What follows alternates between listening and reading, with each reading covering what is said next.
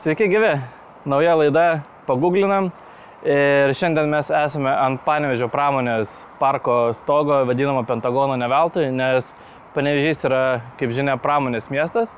Na ir Panevėžyje tikrai yra daug pramonės įmonių ir jas konsultuoja mūsų šiandienos pašnekovė Miglė. Labas.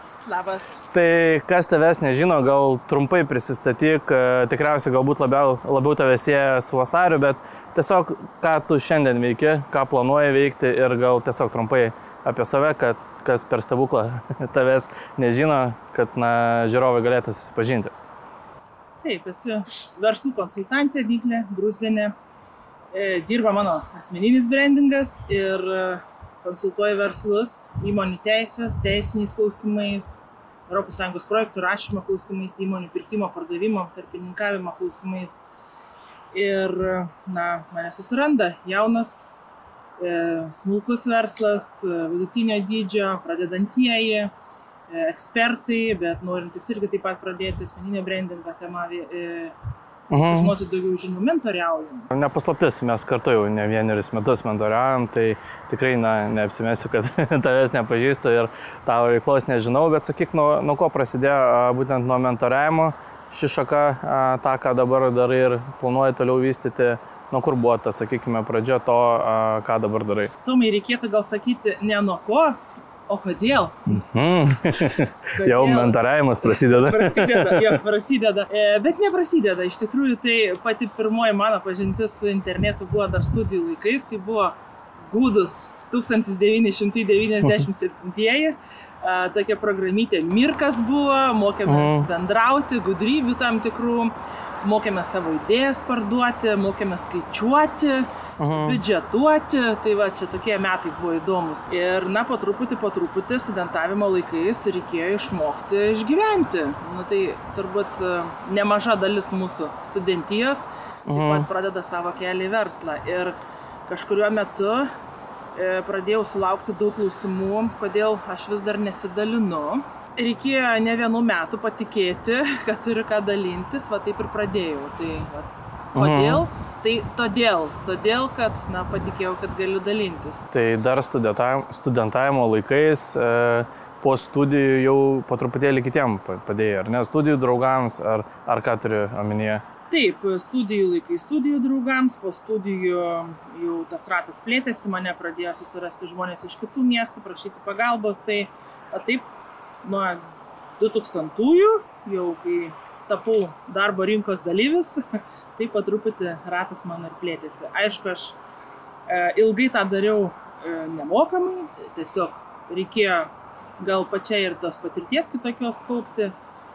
Dabartinė terminologija tai vadinasi savanorystė, tai labai mielai eidavau, būdavau ir šalia tų pačių advokatų, su prokurorais bendraudavau, ta prasme teisme, jeigu būdavo galimybės praktikas atlikti, važiuoti į kurortinius miestus, viešąją tvarką palaikyti, ten irgi tam tikrą situaciją spręsti, bandyti įsiterpti į tas sistemas, kurios veikia, jas perprasti. Tai va, tas labai man patinka struktūra, sistemiškumas, patinka sudėlioti procesą nuo pradžios. Žinai, kai verslas prasideda, dar toks citrinos rūgštingumas burnoje, su tokiu poskoniu, iki dėlioti jau saldaus desertiškumo, iki pelningumo, pajamingumo, iki matomumo, žinomumo. O kaip sakai, kad mėgsti pradėti nuo pradžios, tai gal truputėlį grįžkime į tavo pradžią apie studentavimo laikus.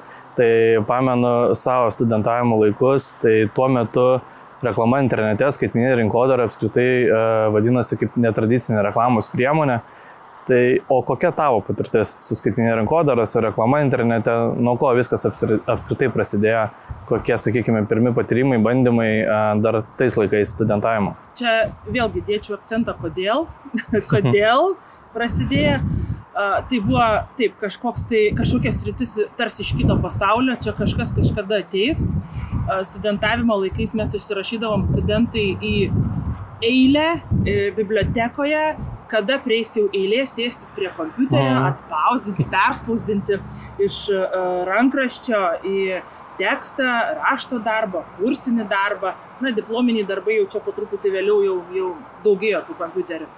Tai įsivaizduok, tie laikai ir kokia čia reklama skaitmeninė, apie ką tu, Tomai, kokie straipsniai, tai laikraštis, savai mes suprantama, laikraštis arba vidiniai kažkokie tai laikraštiniai dalykai studijų bendruomenėje arba bendruomenėse, kur jau po to iš toliau jau dirbu arba veikiau. Tai baneriai, čia iš vis kažkoks tai iš kosmoso srities terminas, tokių dalykų nebuvo, bet laikas ėjo, reikėjo, suvokiu, kad reikėjo iš konteksto neiškrysti. Na ir tie žodžiai jų dažnėja. Savamokslė tapau. Savamokslė, bendravau, skaičiau, ieškojau informacijos. Na taip, po truputį tas savamoksliškumas peraugo į tam tikrą ekspertiškumą, galim. O, sakai, gal pameni kažkokį galbūt pirmą projektą, kažkokį darbą, kažką, sakykime, kam jau reikėjo šiek tiek žinių, kad galėtum, tebūnė, tai dar buvo neskaitmeninė rinkodara, apskritai reklama internete, ten galbūt jau Facebookas buvo atsiradęs, ar buvo realiai panaudojama, tai yra ne savo, sakykime, pramogom, bet jau darbiniai prasmei verslui, ar galbūt turi kažkokių pasidalinimų istorijų, kokie buvo pirmieji patyrimai jau labiau verslui, dirbant, sakykime, su reklama internete ar apskritai su internetiniais reikalais. Turbūt tu, Tomai, čia kažkokių nori sėkmės istorijų. Arba nesėkmės. Bet jų nebus. Absoliučiai nesėkmės istorijos ir vienu tokių gal žiauriausių man pačiai, tai mane Facebookas iš vis išmetė iš savo rato, kuriam laiką iš pradžių keliom dienom, maždaug dar nesupratai, tai savaitį, po to buvo mėnesį. Taip pat truputį skyniausi šitame šabakštinė, kaip aš įvardėjau, kelią. Tai, su Vasario prekės ženklu gal čia galim daugiau sieti. Tai organinis gal srautas buvo, aš jį norėjau pasigauti, nes, pinigus labai lengva, turi pinigų. Tai čia dar visai pradžia buvo tikriausiai pačio Facebooko, kai visi bandė savomis jėgomis, dar kai nebuvo Lietuvoje galima reklamuotis. Kiek pamenu, visi bandydavo per grupės įvairias paminti, kviesti į įvairius renginius, tai buvo tokie, bent jau kiek pamenu, laukiniai viduramžiai, kai dar net nebuvo galimybės pirkti reklamos ir visi darė kas ką išmanė. Tai čia apie tuos laikus kalbė. Jo, tai čia, žinai, Tomai, jeigu dar gerai pagalvojus metai, 2008 arba 2009 metai. Jo, čia pati pradžia. Gal Facebooko ne visai pati pradžia, bet Lietuvoje tai tikrai čia tokia pradžia daugiau. Pas mus viskas šiek tiek lėčiau ateina. Jo, tai va tie metai, kai aš bandžiau, pati dar to gerai irgi nesuvokdama, tą organinį srautą pasigauti. Po to vėliau irgi, kai sužinojau, kokios pinigų sumos, kai buvo galim pirkti reklamas, kokios pinigų sumos išeidavo, man tai kažkaip irgi nepasirodė patrauklu. Nes visą laiką aš, kai ir mentoriauju, ir tiesiog konsultacijas darau, visą laiką skatinu plėsti tą žinojimo srautą, žinių srautą gal, arba kampus matymo. Tai jeigu yra taip ir mes tą kelią susiplanavę, alternatyvą turim, bet gal dar kitą kampą galim atrasti, dar iš kito kampo galim žvilgsnį kažkokį tai pamatyti, dar kitą žiūrėjimo kampą atrasti ir panašiai. Tai man čia tai panašiai buvo ir su Facebooku. Kol neužblokavo. Jo, kol neužblokavo. Tai matai, čia sėkmės istorijų nėra. Tai taip pat ir po studentijos irgi, kai pradėjau dirbti, tai viskas tik tai per, žinai, liaudiškas posakis per kraują ir kančias.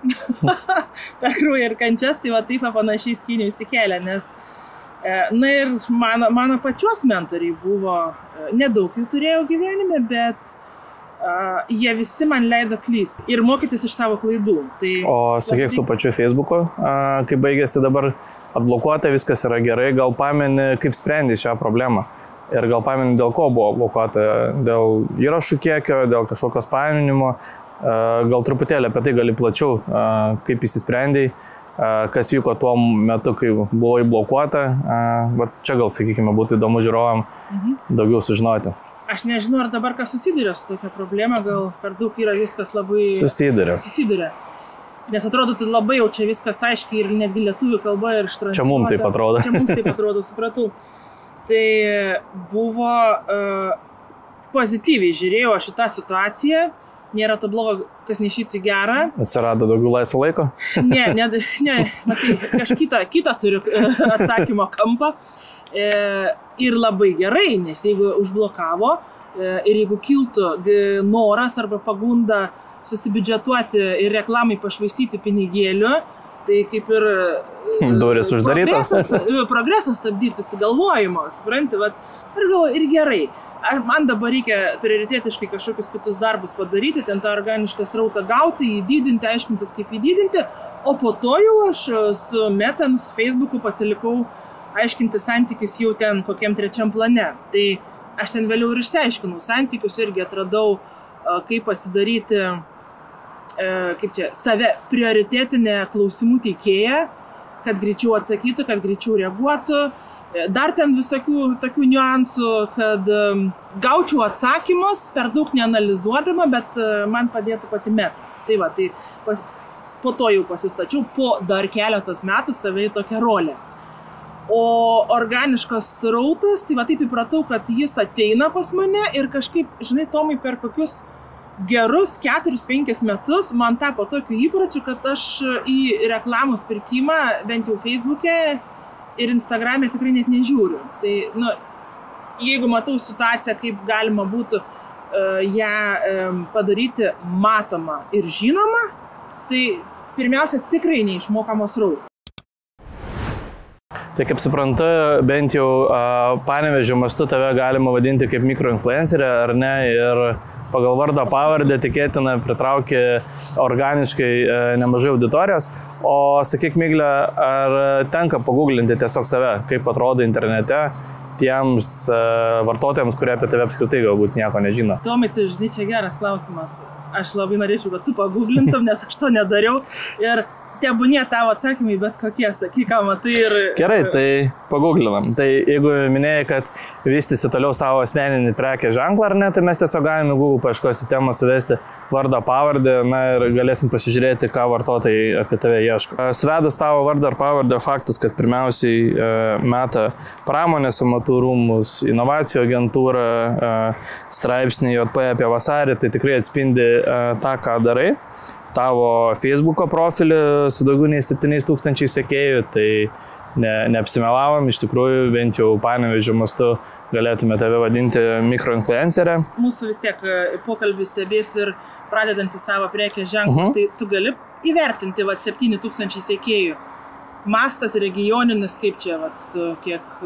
Auditorijos pakankamai, kaip čia, jau galėtų ir iš tavęs reklamą pirkti, nes jeigu žinoma tavo auditorija, vėlgi reikėtų gilintis, ar ten tikrai verslo atstovai, ar, sakykime, labiau su tavo gastro veikla susiję žmonės, tai vėlgi kiekis nėra lygų kokybė, tai čia geriau pati galbūt atsakytum priklausomai kokį turinį tu keliesi į savo profilį ir kaip reaguoja žmonės. Tai galima labai paprastai tiesiog įsitestuoti, įkėlus, sakykime, vieną straipsnį ar įkėlus kažkurias nuotraukos iš vienokio renginio, iš kitokio, tai labai gerai galima pasimatuoti tavo auditoriją, kas yra aktualiau. Ar, sakykime, kažkokia balta vakarienė, ar kažkoks gastro renginys ir kiek tuomet yra reakcijų, ar, sakykime, visai kita tema, tarkim, mentorystė, konsultavimas, kiek tuomet žmonių į tai reaguoja. Tai tuomet galima pasimatuoti, kokia iš tikrųjų ta tavo auditorija, nes kiekis dar ne visada yra lemiamas rodiklis, bet 7000 taip tikrai yra nemažai. Jeigu grįžtant, sakykime, prie to, kokią informaciją mes matom tiesiog ieškant informacijos apie tave, tai nėra kažkokios informacijos, prie ko būtų galima prikibti. Dar norėjau klustelti dėl asmeninio prekės ženklo. Bus vystoma su individualia veikla, su įmonė, ar kokie planai apskritai iš juridinės pusės. Ar šiuo metu jau yra kažkoks pagrindas, mes apie tai šiek tiek nekalbėjom, nes kad vardas pavardė tai taip, bet jeigu tai yra B2B segmentas, jeigu įmonės vis tiek labiau gilinsis, sakykime, tą juridinį pagrindą, kokie tavo planai, tai bus kokia verslo forma, ar jau yra galbūt? Jo, yra verslo forma, įmonė, kurią aš jau turiu, vystau veiklą labai minimaliai, 2 dešimtmetį, mažoji bendrija, teisinė forma, Migunda pavadinimas. Tai, bet čia tikrai ne viešinimo objektas. Tai jis nėra vystytas, čia tiesiog sutartis ar ne sąskaitos keliaus per pačią įmonę. Taip. O yra numatyta galbūt kažkokia interneto svetainė, ar tu tiesiog vystysi toliau savo Facebook asmeninį profilį. Koks šiaip apskritai planas, gal sakykime, būtų aktualus žiūrovam, kurie planuoja dar pradėti, nebūtinai asmeninę prekės ženklo vystymą, bet gal tiesiog gali pasidalinti, kokie tavo planai, kokia bus, sakykime, pradžia to, ką dabar darai, tik tai gal kitame lygyje, jeigu taip galima vardinti. Tai asmeninis prekės ženklas ir svetainė lygiai taip pat vadinsis, yra domenas, yra svetainė šiuo metu jau užkurta miglegruzdienė.lt ir ten visas ekspertiškumas ir patirtis išklota. Šiai dienai yra interneto svetainė tiesiog tavo vardas ir pavardė, ar ne? Ir kokie planai, kokie norai, kad ta pati Google paieškos sistema, dirbtinis intelektas, kokią informaciją rastų apie tave, kad tiesiog suvedus vardą ir pavardę, kaip tave atpažintų, kaip, nežinau, kaip mentorė, kaip verslo konsultantė, kokia tavo vizija, kaip tu save pozicionuosi. Taip, tai svetainė miglegruzdienė.lt, be visos tos nemokamos informacijos apie kaip susirasti, kaip įsitinklinti ir panašiai.